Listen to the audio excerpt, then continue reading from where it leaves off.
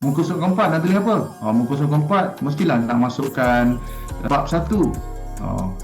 Bukan babi ni bab 1. Okay. Kemudian bab 2.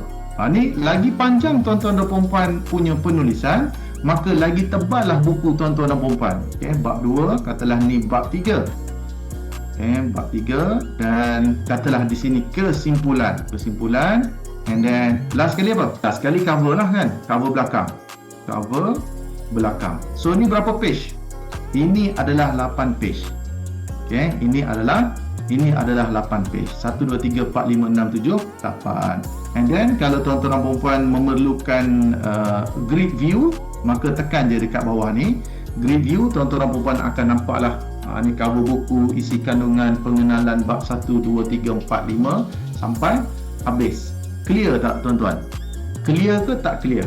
Komen clear coach. Ni contoh cepat yang coach boleh demokan bagi mereka yang benar-benar ada minat ataupun ada interest serius nak buat buku. Maka itu adalah contoh yang coach boleh tunjukkan. Jelas? Clear? Alright. Tak apa coach kongsi ilmu bermanfaat. Betul. Tak ada masalah. Saya share je. Kalau saya share pun daripada 40 orang ni, bukan semua pun buat buku.